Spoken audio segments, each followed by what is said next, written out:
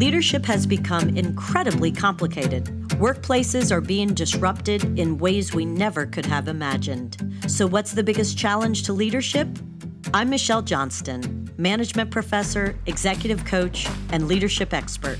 And I believe the biggest challenge for today's leader is connection. Why? Because research shows that connection drives results. That's why I've written the book, The Seismic Shift in Leadership, and why we are putting together this podcast series. Through interviews with some of today's top business leaders, we are going to explore how leaders' ability to connect with themselves, their teams, and their organizations defines their ultimate success or failure. Now, on to today's episode.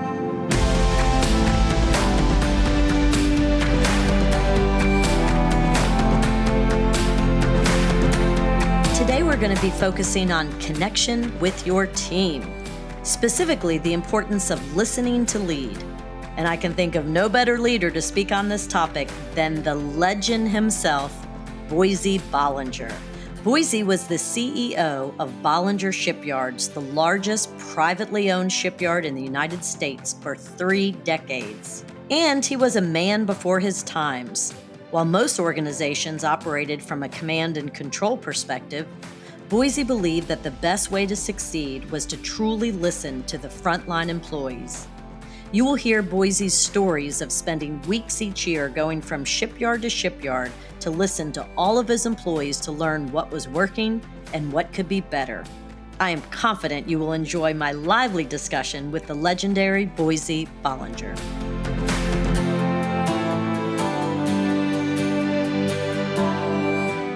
Boysie, thank you so much for being on our show.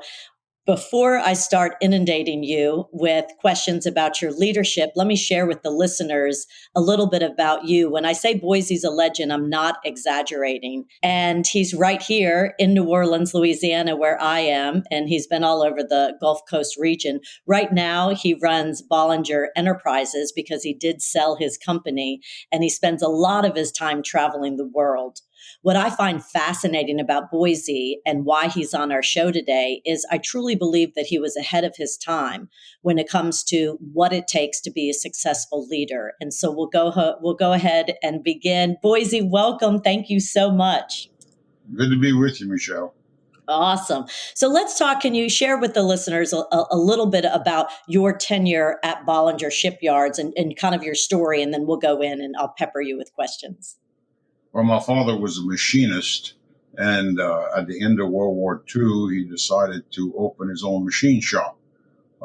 He bought a World War II surplus machine shop in New Orleans and moved it to the banks of Lafourche and became a machinist in his own company, which made him an entrepreneur. He was well trained by his father, who also worked in the shipyard where he was working. But machine work was the only a part of what he wanted to do. He wanted to do more work on boats because he worked in a shipyard as a machinist. So to get to the underwater gear, he had to build a little set of marine railways to get the boats out of the water. So he'd get to the shaft and the propeller and the rudder and do the work on the bottom of the boat that he was accustomed to in his machine shop. I came along being born about 3 years later. And so literally I grew up totally in the business. In 1960, we moved to a new home at the shipyard. So I actually lived in the shipyard for my all my youth until I moved out to go to college. So it's all I've ever done.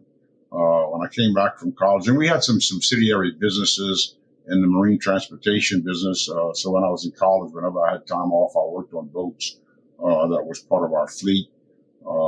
And then came to work in the business and never quit until December 23rd, 2014, my mother's birthday. She would have been 101 years old when we sold the business to my nephew. So he's still Bollinger Shipyard, and I trained him. He was a professional football player, came back from the NFL, and I said, I'm not going to pay you what those guys pay you, but I'll teach you a trade.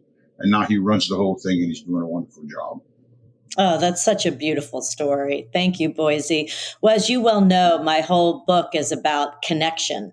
And what I've learned, at least right now, and it's not going to go away, is that for leaders to be truly successful and get to the pinnacle of their career, they need to work and focus on connection every single day, connection with themselves, being really comfortable in their own skin so that they can demonstrate authenticity, connection with their team, which only comes from being comfortable in your own skin. And you are, and that's one of the beautiful characteristics about you. You own your story, where you came from, who you are. You've been totally comfortable in your own skin. The leaders that I've seen lose their jobs were trying to be somebody that they weren't, or they were hiding parts of themselves. They just weren't comfortable in their own skin. So you've got that part of connection down pat. And then we have the connection with your team. And then we have connection with the organization. So when I had my aha moment and realized that it is all about connection, I then went and interviewed 18 leaders. And thankfully, you were one of them. And then when I did a content analysis of all of the interview data,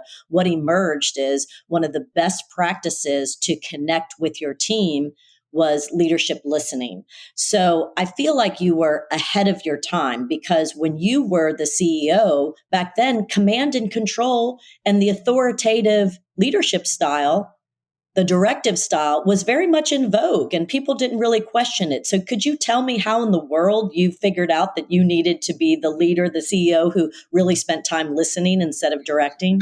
It was actually accidental, and we actually didn't cover that much of this in the book.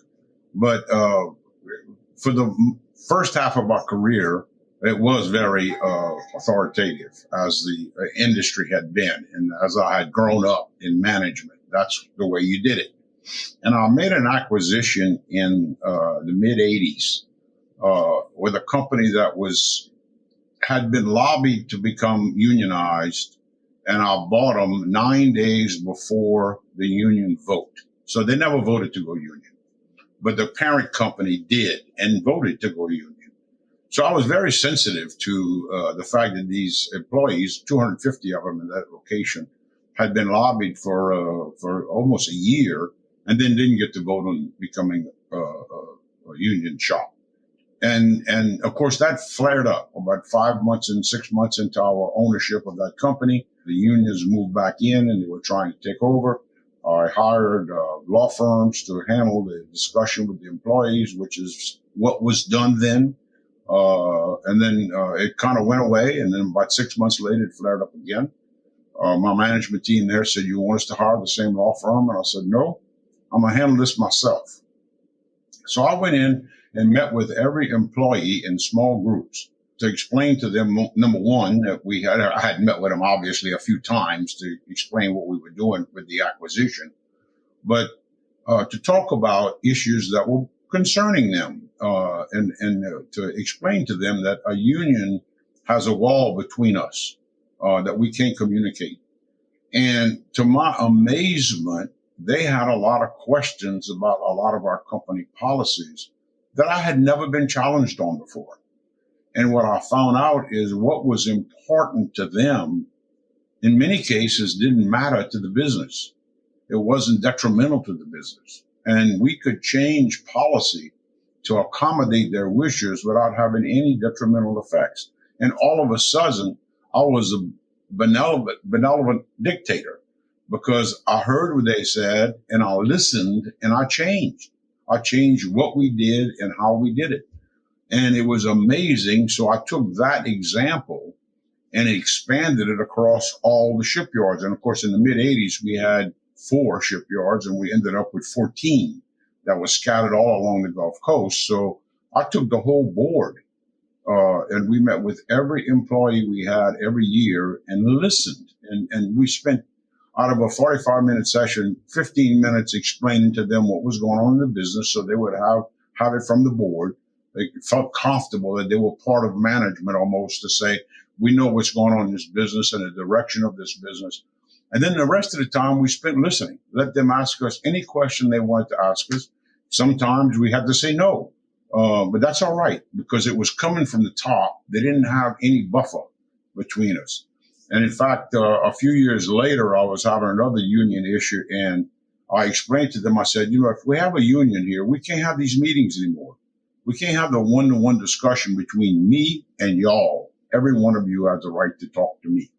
And I think it went a long way from keeping us non-union, but it really was good for the business because we learned to try to address the needs of our employees where we could. And I think they really respected that. I love how you described that a union would put a wall between you and them, and there wouldn't be that open communication. Well, if you don't have the communication, the wall doesn't matter. But once you establish that communication, all of a sudden they realize that they're talking to the chairman of the board and CEO of the company and getting direct answers to any question they have. That's pretty valuable to them. And in fact, we had 3,000 employees. When you think about the time and commitment the board took to go visit with 3,000 employees, I mean, some nights we were at midnight for the third shift in Texas City, Texas, which is not much of a place to be, but we were there, and they appreciated it. And so I think when they think about losing that connectivity, losing that ability to have a direct communication and their questions and concerns answered, it makes a huge difference. That was not the intention of why I started it. It was accidental that I realized that this benefit was so great for the business. But I tell you what, we never stopped and never looked back. And they still do it today, by the way. They do? Your nephew still follows that best practice? Well, of course, Ben, my nephew, was part of our management team and part of our board as we were doing these meetings. So he just continued it, as well as my sister. She is still on the board. You know, what's interesting is when you were describing this, it sounds like what prompted the shipyard workers that you acquired to go after the union is because they wanted a voice. But then when you explained to them that there wouldn't be that connection at all, that direct communication if they had a union. So they wanted something, but yet in turn, by not going unionizing, they got a whole lot more connection with you. To be honest with you, the union issue discussion came later. At the beginning, it was my first meetings with these employees were discussing the fact that this was a business that we were very focused on. And the parent company of the previous owner we bought them from was not focused on this business.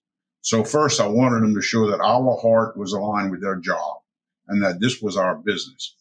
Then we took all of our employee benefits and laid it on top of a big corporation's employee benefits. And there was a lot of changes. I never thought about the changes being uncomfortable. Change is always uncomfortable. But we just said, we know what we're doing, so this is our policy. That's where the beginning of the conflict started. And that's was the first things I was able to hear complaints about and realize that nobody made me God. It didn't have to be the way we had done it. In fact, we were wrong because I realized that when we changed it for 250 employees, the changes we made affected another 1,500 employees, all of who appreciated the changes because it meant something. But I hadn't been listening to those complaints before.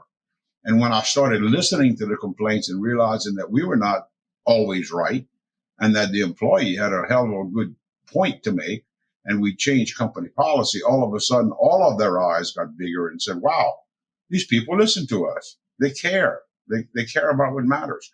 So that bridge eventually was used in the anti-union effort, but it didn't start that way. It did start as a result of trying to be unionized, but the communication was not about not being unionized. It was about my surprise and learning what was important to them and didn't matter to me. It didn't matter to me as a company as far as changing policy. Well, that's what we're hearing about the Great Resignation, with 4.5 million Americans voluntarily leaving the workforce just in November alone. All the research is showing that employees had a lot of time during the pandemic to think about what was important to them and what they liked, what they disliked. And they really wanted to be seen, to be heard, to be valued, appreciated.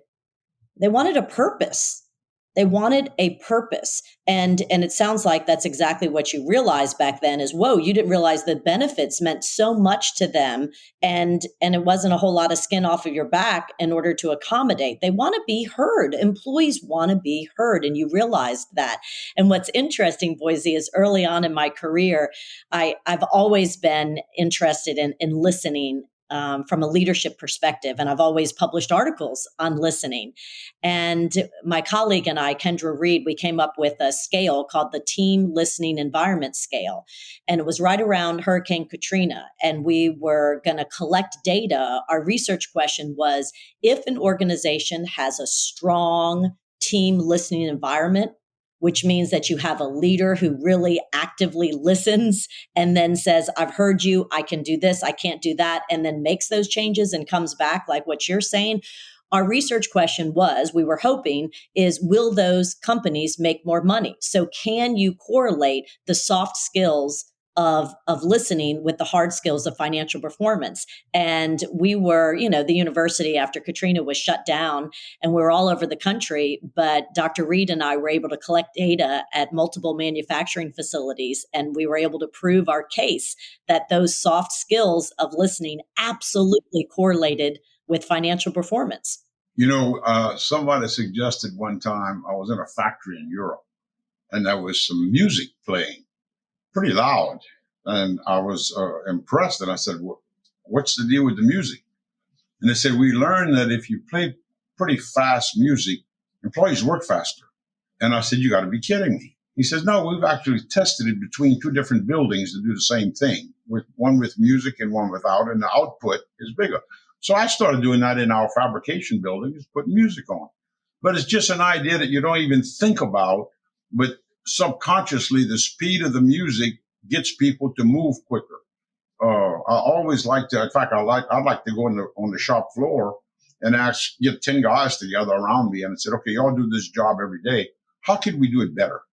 What's your idea? I didn't set up the way to do this. You set up the way to do this. And can we improve it? Many, many times we got process improvements out of the employees coming from the deck plates, we call it. So listening doesn't only matter, it does make a lot of money. A happy workforce is extremely important. And if you can address some of the problems that concern people and aggravate people, ensure that you're listening, it makes them a lot happier and they're much more productive. So it's definitely correlated between a happy workforce and sometimes a musically inspired workforce with the bottom line. I love that. That reminds me of Todd Graves with Raising Cane's. When he opened up the first Raising Cane's, he looked around and the people he wanted to hire were the people who were applying for jobs in other fast food companies like Burger King, McDonald's, but he found that they were unhappy there and he wanted to make sure to have a happy environment, and he had fun music. That's exactly what he did. He put on the fun music. Okay, but going back to you, I just want you to say that again for our listeners, is that you do believe that focusing on listening paid off financially. Oh, no question. No question. In fact, I'll give you two examples. When we came into that first 250 employees where I was listening, we had a policy of 2 weeks vacation on your anniversary date after 1 year. So if you came to work on February the 12th, February the 12th the following year, you get a 2-week check. We thought that was great. We were prepaying for the vacation. And the employees told me, my wife spends the money. So if I want to take a vacation, we have no money. Can you give me vacation pay when I take my vacation? Duh. Of course I can do that. And then it was 1 week at a time. And they said, can we take a day's vacation if we have to miss work? It keeps our paycheck whole for the week. Duh. Yeah, we can do that as long as you schedule it. And so little things like that had no effect on the bottom line. In fact, it improved the bottom line because we didn't prepay vacations. We paid them when they were actually taken. And that way the employee was happy because he had his money when he wanted to go on vacation, or his day paid when he wanted to take a day off. And so those little things of listening to the employee and what's important didn't cost a penny. And yet it made a happy workforce because we listened and we addressed their issues. And it was not one that was consequential in the cost. In fact, it was beneficial in the cost. I love that, because that's what a lot of the leaders that I coach now, the executives I coach, they're trying to figure out, how do we retain our employees? How do we create an environment where they're satisfied and they want to stay? Because competition is fierce right now for labor. And now with this hybrid, remote work and a little bit of staying at home. As a matter of fact, Warner Thomas, your friend, the CEO of Auctioner Health, has decided, based on surveys from employees, that okay, we're not going to bring everybody back and make them work 5 days a week. We needed to listen to them, and they want some flexibility. That's what a lot of people learned. A lot of people learned during the pandemic that they didn't want to be home all the time, but they liked being home some of the time. And so that's why we're in this hybrid kind of craziness, which also goes back to listening and connection. That for leaders to be successful right now, they have to go above and beyond to connect, because they're not around their people every single day. So I'm calling it a treat me like a human revolution. We can't go back to what you experienced in the shipyard industry kind of growing up, and what I was raised with. My father worked his entire career at General Motors, and every single night, no matter how long it took him to commute home from Detroit or New York, wherever we worked, so we moved around all the time for his career, we waited for him to walk in the door to have a family dinner. And Boysie, the discussions every night at the family dinner were all about his authoritative, jerky bosses, and somehow how to survive. And so the seismic shift is that that's just not going to work anymore. And the leaders who believe that their power is what they should use, it's got to be people want to be treated like a human. And I think listening to employees right now is one of the key attributes to that. Well, your father and my workforce basically have to show up for work to produce a car or produce a ship. You can't do that remotely. And it's amazing things you learn over time by listening. When we would get behind, we would check and see who wanted to earn overtime, which is very attractive to your paycheck. And we realized that you could get, a normal week was 45 hours, 40 hours straight time, 5 hours overtime. That was the normal week. And we realized you could get that up to about 60 hours, which was very economically beneficial to the employee. But you can only do that for about 2 months, because then they realize, well, it's nice to have the paycheck, but we don't have any time off. We don't have any time to enjoy our paycheck. So we had a policy that after 60 days of extreme overtime, you had to go back to 45 hours. So you'd have your weekends off. You wouldn't be working every day. You wasn't as frustrated mentally with not being with your family and all those things. We learned that by the interaction. We thought the more money they bring home, the happier they're going to be. And that is true for a little while. It's not true for a long time. And then the productivity goes down when you go beyond 2 months of making them, well, not making them, but asking them if they want to make extra money. So again, hearing that feedback let us change the policy, which we thought, let's go all year long. If you want to make all that extra money, it's a lot of money in your pocket, a lot more money than your base pay. But no, it's not what makes them happy. They need some time off. He said, I can buy a fishing boat, but if I can't go fishing, it doesn't pay me to have the extra money to buy the fishing boat. So it was learning that you have a capacity for so much, and then after that, you need some time off and you need to enjoy it. We forced people. Our vacation policy became much more liberal as time went on. That was 30 years ago. That's a story I was telling you almost 40 years ago. But we have more vacation time now. But some people say, I don't want to take my vacation. Just give me my money. And we'll do that, but you have to take off 1 week. You have to take off a week. We don't let you not take off a week because we think that's important for somebody to schedule some entertainment time for themselves and their family. You can get paid for 3 weeks if you have 4 weeks vacation, but 1 week you're going to take off. And it's just a break from the business. You need to get away from here a little bit. That's exactly what we're finding. What the research is showing with this great resignation is mental health, is people want more of a balance in life. And I don't think that it is anymore going to be work-life balance. You have your work life and your home life. It's really becoming one. It's your life, and how can you best show up? How can you best manage it? And you can't think as a leader, I'm going to bring my work self, my professional self to the job, but then I'll be my real self when I come home. No, it's really oneself. And how can you manage everything? You're absolutely right. You got to take you got to take vacation. And so many leaders think that it is about, if I just pay my employees more, they'll be happier. No, it really is about that balance. And it's hard right now because everything has merged together, and people, especially who've been working at homes, find that they never can disconnect. And taking a vacation is so imperative. This is just a tough time.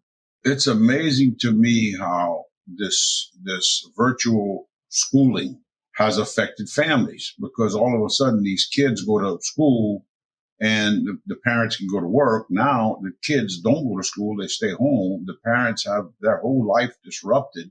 And so they are adapting to that new realism. And you're right, I don't know where it's going to end up. It doesn't work if you're a hands-on person that needs to produce. Oshness was able to do a lot of telemedicine, which was pretty efficient. But a surgeon can't do telesurgery. He's got to show up in the day with a scalpel and do the surgery. The nurse in the operating room has to be there. The anesthesiologist has to be there. So we learned a lot, but we learned a lot of through frustration that it doesn't work for everything. And we have to figure out how to continue to blend those two lifestyles together. I was trying to hire somebody to come to work for me now. He lives in Florida. And I said, you have to relocate. And I called him to offer him a permanent position. And he said, I got a discussion with somebody else I don't have to relocate. And you have to think about that. Now, it's the kind of job you have to be here or close by here, not in Florida. But I respect that. I respected the fact that wasn't the easiest thing is to relocate for him. So you have to appreciate where people are coming from and not coming from listening. Yes. I mean, it's, again, going back to connection. People are lonely right now. And I think they're realizing that, whoa, I don't want to leave where my family are, where my friends are, and chase the job and chase the money, because that's not going to bring me happiness. And that's one of the things I dedicated my book to, the city of New Orleans, where you don't have to be perfect. And I also realized, and we're not. You can't. They encourage you not to be perfect here. Imperfection is the key, right, in New Orleans. But another thing that New Orleans really, what was so appealing to me in my 20s, why I chose the city without any family or friends, is because I saw this beautiful community full of real connection. And that's what I think people are realizing, is they want and crave connection, particularly after being disconnected for so long. And so the example you just shared of the person you wanted to hire probably had to think long and hard, do I want to leave and start over and not have a community and connection? I think that's where people are landing. I have a lot of friends who are at their height of their career and they're looking around for chief positions and they don't want to move. And they think that they have the leverage and the power to say, no, we now know you can work remotely in certain professions, and I'm not picking up my family and moving. It's this whole seismic shift that's happening. In my era, my father had to move. Every 2 years, whenever he got promoted, he had to go to a different market because General Motors didn't believe that you could lead the people you were peers of. So they would transfer you to a different market and different. And as my father says it, there was no saying no. If you said no, that was the end of your career. You had to keep, moving up and moving. And that's just not the case anymore. And when you're talking about leading your peers, that's ridiculous, because your peers need to see people move up the line. The military has that up or out. You either get promoted or you get kicked out. I mean, that's in the officer rank. And that's how they keep the pyramid, to keep fewer officers, and there's always promotion available. If you don't get promotion, if you're a lieutenant, there's another spot for a lieutenant after you're out. If you do get promoted to a commander, some commander's not there. And you need to be able to see progress. As we said in the discussion of the book, we developed this system of a career path where everybody could look at its position and see what his career path was. And that was a way for him to either get to better in his own classification of work or be promoted into a higher spot. And if he chose to do the work that it took to get promoted, he got promoted. And the reality of that was the complaints about pay went away, totally went away. because they could see a path on how they can get more pay if they choose to do the work to get more pay. I don't mean more physical work. Most of the time it was mental work, learning how to read blueprints or some new skill they could add to their portfolio that allowed them to get paid more. It was amazing. It took me 2 years, but once I got there, all discussion of money went away. And then all those meetings we had with 3,000 employees, almost never a question about how do I get a raise. I just tell you, look at the book, read the career path. If you have any questions about it, I'll be glad to discuss it, but it's right there in writing how you get more money. That's incredible. That's another example, Boysie, I forgot about, that you were ahead of your time. Because again, what we're learning is people want purpose. It's not just about showing up and doing your job. They want to know, how do I fit into the big picture? How do I progress? It's so much more than just showing up and doing their job. That's incredible. So you had to hire, I guess, a whole lot more people in HR to get that career development path. No, we did it as a separate project. We didn't use HR. We did it as a separate project to write down the skill sets for each position. And then what would we like that position to have in addition? So that was a basic set. You have to pass a test to be a first class welder, but you don't have to read a blueprint. You don't have to use a torch. Now, if you do all of those things, we call that a combination man. You can do both. You get more money. So a guy that's a great welder decides he wants to get more money. He can learn how to do a torch or learn how to read blueprints or some other aspect of his career. I'm a student of Eastern Europe, and I loved for the last almost 40 years going to different places in Eastern Europe or former communist countries and picking people's brains about what did you think about, number one, if you were free before World War II and then lost your freedom, or if you were born into that system and got it back after 1990, so to speak, what did you feel? What did you think? And only once, and I bet you I talked to 200 or 300 people over the 30 years. Only once, one guy said, I wanted to be a lorry driver. And he was driving me around in his van, and that was his aspiration. But everybody else had an aspiration to do more. And one girl, she was translating for me at Harvard on a hunt I was on. And one girl said, when I asked her that question, she was about 27 years old. She said, I always dreamed about driving a car, and now I own one. And the fact is, I had this impossible dream that I would never be able to drive, much less own a car, and now I own a car. And the fact that you can have career wishes, and yet there are some people who said, no, this is where I want to be. I don't want to put out any more effort than it takes to me to be a first class, whatever I am. And they're satisfied. They don't want to be a manager. They don't want to be a supervisor. There's a lot of responsibility that comes with all those positions. And not everybody, as you know, in leadership training, not everybody's a leader. You need followers for leaders. You have to have followers. That is exactly right. And you talk about something, I didn't know that about you in Eastern Europe. That's fascinating. I would love to have that data that you've collected. And I just did this lecture yesterday with my students on self-actualization. We're all trying to self-actualize, right?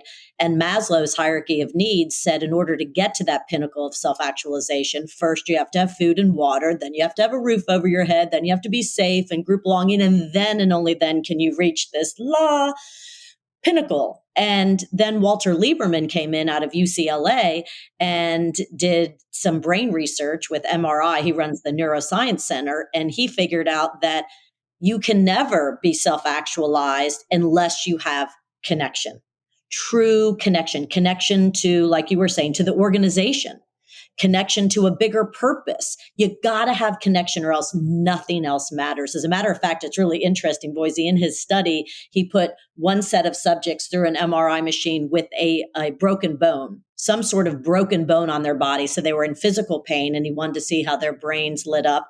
And then the other set of subjects went through the MRI machines feeling social rejection, social pain, disconnection. And so he wanted to know what was more painful. And he found out the most pain is that social disconnection. So if you think about it, on the world stage, we're all coming out of a pandemic where we felt very disconnected. So no wonder we're craving so much more. And no wonder companies are struggling trying to, hire employees, keep employees, because we've now experienced what it feels like to be disconnected. And you can't self-actualize and be everything you want to be without that. I find this fascinating. Can you tell? I'm a little obsessed. It's true, though. It's human nature. It's so true. Oh, I love this. Do you want to say anything else or any of your brilliant stories, Boysie, for our listeners on connection or listening or what you've learned about leadership? Why don't we end with that? Yeah, I think I was reading something and it just reminded me of a statement I really believe in, and that I think my employees needed to respect me. They didn't need to like me. So I never was trying to be their friend, but I always want to be their listener and know that I would respect their opinion.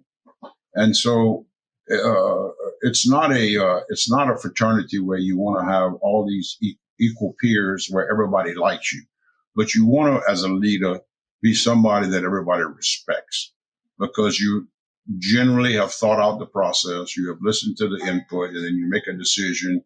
And if you're going to remain the leader, obviously most of those decisions need to be correct.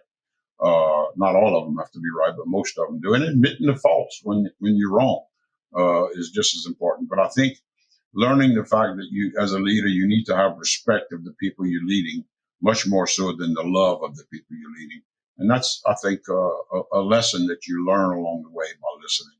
Oh, I love that. You are absolutely right. And something you said, and I'll close it out with this earlier in one of your stories, Boysie, you talked about the heart. It was the first time you kind of connected the heart through listening to the people. And now in 2022, Hubert Joly just wrote an incredible book called The Heart of Business. He was the CEO of Best Buy and turned around Best Buy when everybody said they were going to go bankrupt because he went back and just listened and realized that it's all about purpose and it's all about the employees. That's how you turn around a company, right? And he named his book, titled it The Heart of Business. And so I feel like we are in this era now that we're all realizing, whoa, what we thought about what was going to make the most money or how to achieve success might not be true. It really is about the heart. It's about the soft skills. It's about connection and listening. And I just can't thank you enough to spending your precious time with us today, Boysie.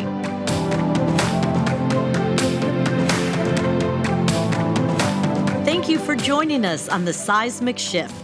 And before you go, can I ask one favor of you? Do you mind sharing today's episode with a leader you know? The power of this conversation is found in your using it and sharing it to create real connection in your life. Lastly, I'd like to thank Loyola University New Orleans and the Terra Firma audio team for helping bring this content to life.